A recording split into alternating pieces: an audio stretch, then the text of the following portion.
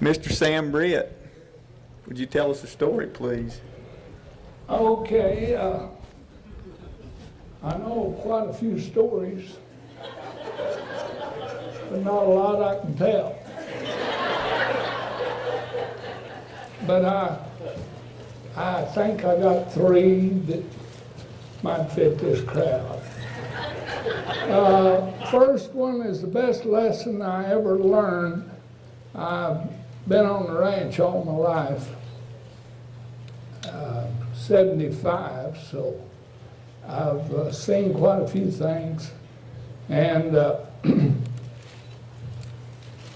best lesson I ever learned in my life in the cattle business, I was a freshman in high school up at Passamonte, that's west of Clayton, about 35 miles. And I worked out on the ranch every day that I wasn't going to school. And one day I told my dad, I said, Daddy, reckon maybe I could have some cows? Well, he said, you got any money? And I said, no, sir, you know that.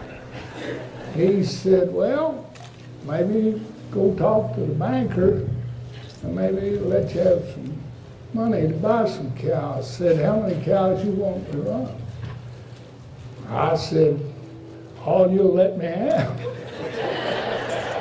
He said, well, yeah, I figured you'd say that. I said, yeah. So we agreed on 40.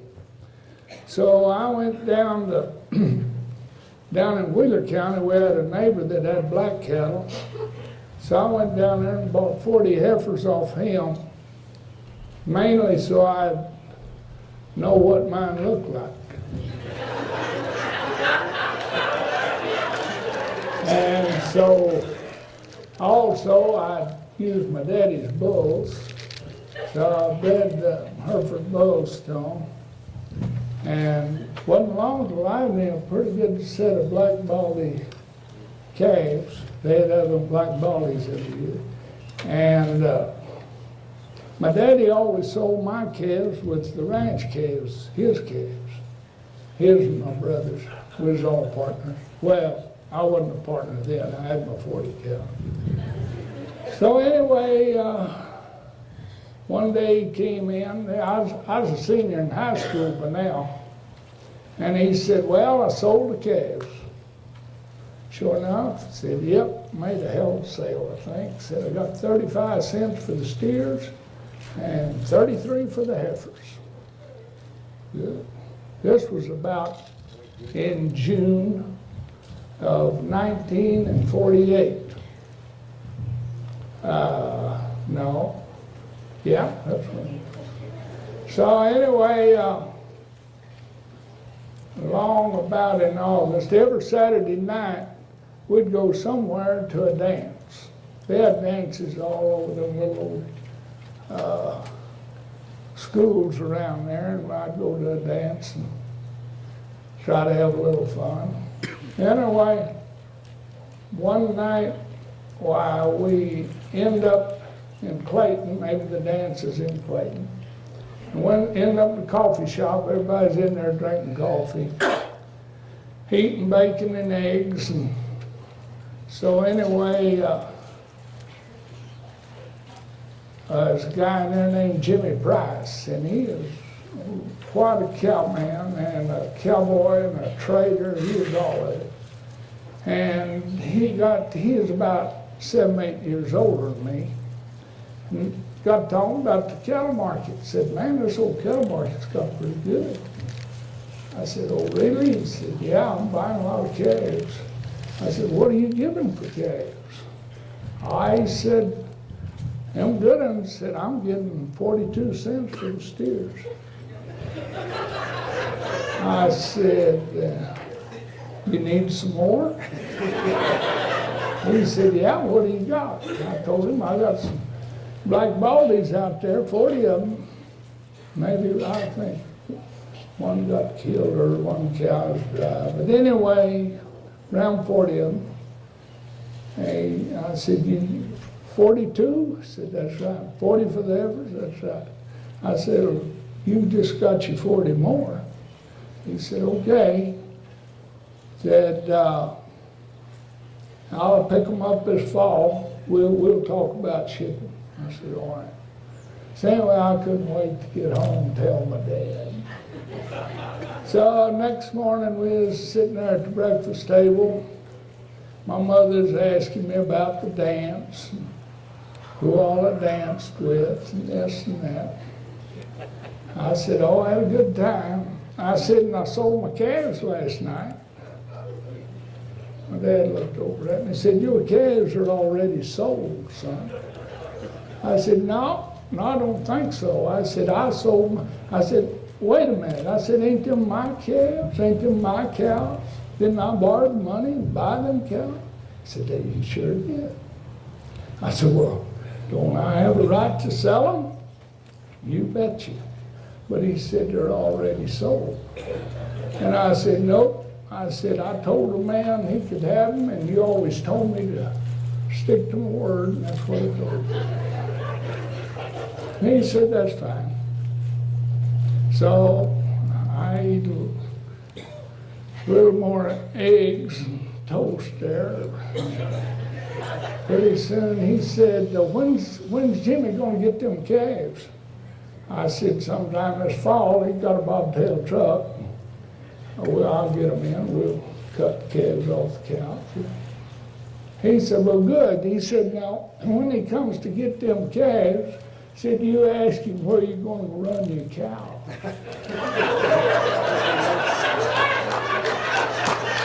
I said, what do you mean? He said, find out if he can handle your cows, because they're not going to stay here any longer. Ooh. I said, well, dang, maybe I better talk to him. So I went in there and I found Jimmy. He let me borrow the pickup, and I went in and found Jimmy. I said, Jimmy, you're going to have to let me back out of this trade. He said, what's the matter? And I said, my daddy's going to run my ass off.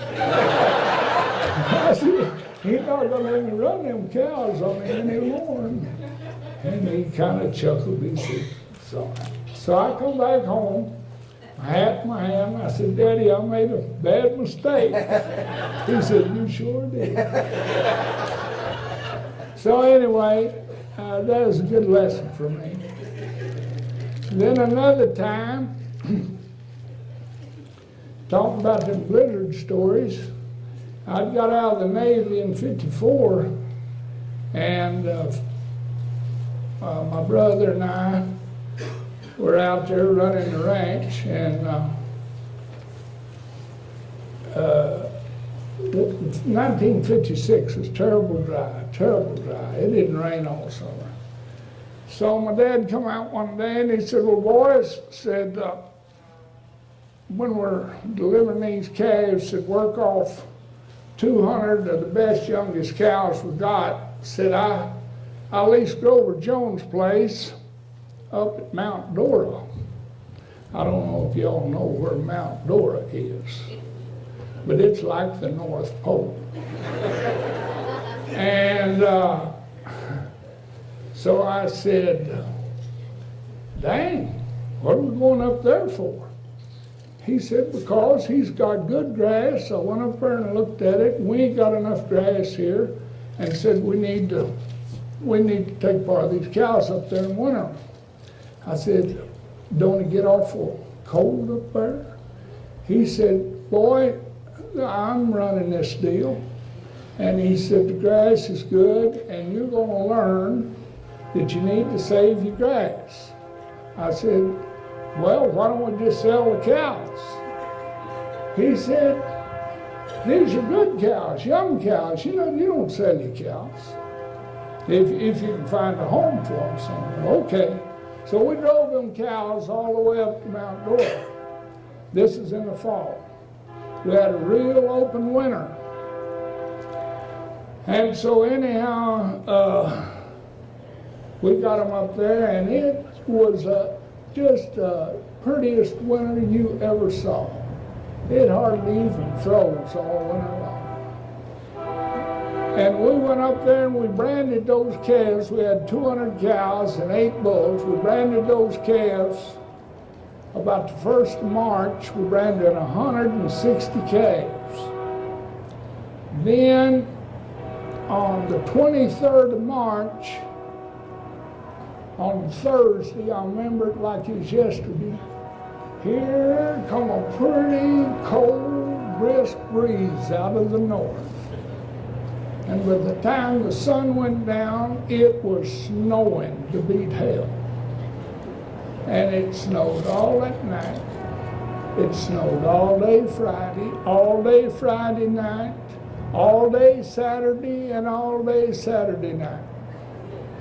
There's one guy there, my brother, and of course my dad, my brother had gone to town to play cards or bridge or something. And one of the hired hands, he went in, and he didn't make it back, and all there was there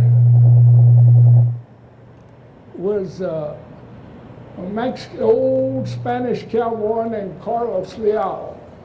And Carlos and me got out there. We had an old Jeep pickup.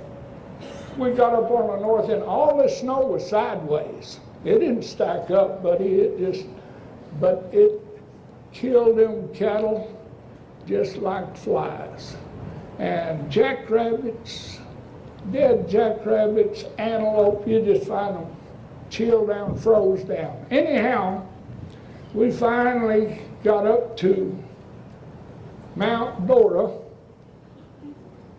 on Monday morning, and the guy that's up there, Grover's boy, that's supposed to be looking out after the cattle, hadn't even got out of the house.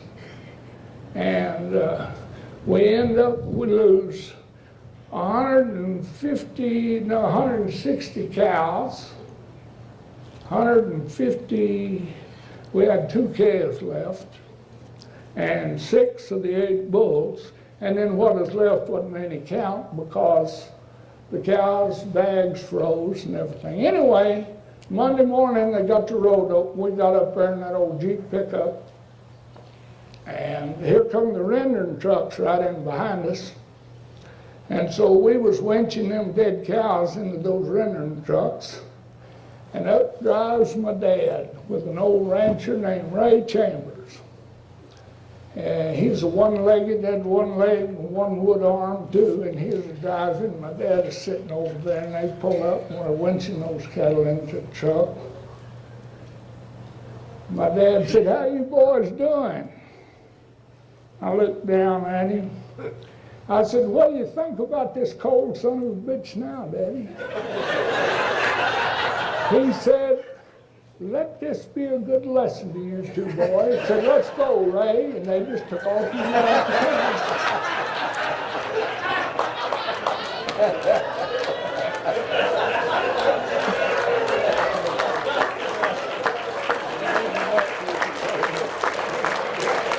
I won't forget that one. And my last story, I'll try to make it short as I can. This old Mexican cowboy I was telling about, Carlos Leal, best cowboy I ever saw in my life. I mean, he'd do anything. He could survive that blizzard if he'd have been out high. He's a wolf. But anyway, this is about in the 70s. So they started, first video they had. So my daughter worked down there in Amarillo at the place that started that video thing. So I was wanting to give them some business. So I said, "Okay, come out, we'll video our yearlings." I had some yearlings up there. And so they came up, and they're up there filming those cattle. And this old boy said, "Man, this is pretty country." He said, "I didn't know you had country like this up here. I was down on the edge of the canyons." I said, "Yeah, pretty good." He said, "I bet you got a lot of deer in them canyons." I said, "Yeah, we do." He said, "You ever let anybody go hunt?" I said, "No, we don't let anybody hunt unless it's a good friend."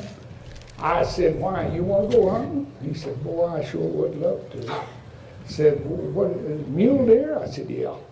He said, boy, I always wanted a big old mule deer. I said, well, we got them.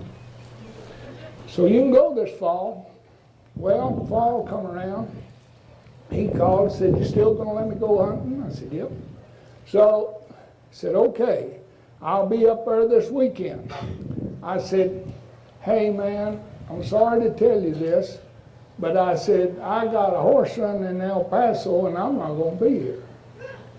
But I said, Carlos is gonna be here and he'll take you hunting. I'll tell him you're coming. I said, good. I said, you wanna go afoot or horseback? I said, I always like to go horseback. He said, yeah, bet, that's what I want to do. I said, you don't have to bring a horse. All you got to do is bring your saddle and the gun. And be up here at daylight. And Carlos, I'll tell him you're coming, and he'll have your horse ready. All right. So anyway, I'm gone. Well, when I get back, I see Carlos go out and see him. I said, Carlos, did my buddy come hunting? Yeah, he come. I said, well, did you get him a deer? No. He said, he can't shoot. I said, can't shoot? What? No. I threw him the biggest buck on the place and he missed him. I said, hell, I'll be damned. Well, did you show him anything? No. He said he's got a bow. So he left. Well, okay. About a month later, I ran into this guy in Amarillo, and I said, Jack, Carlos said that you didn't get a deer. I'm sorry. He said, no, sure didn't. I said, well, he said he showed you. He said, you bet he did. I said, well, did you get a shot? He said, I got a shot. But he said, just as soon as I said that big old deer jumped up, said he wasn't out there 100 feet, and said in that hole, said, boom, and bucked me off in a pile of rocks, and my gun went one way. I said, I thought he'd kill me, and Carlos, he'd catch my horse okay. Bring him back, okay, here he is. So, said, I said, hell, I gotta go. I gotta get back to Amarillo. And so, on the way in, he said, I asked you, I said, Carlos, when I saddled this horse up there in the corral, and I thought he was acting kind of skittish, and I asked you if I could shoot off of him. And you said, yeah, that I could. And he said, sure, you can shoot off of him, but don't shoot on him, he'll buck your ass off.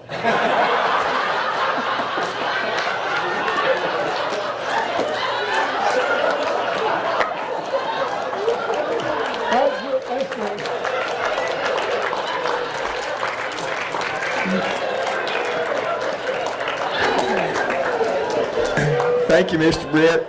Those are dandies.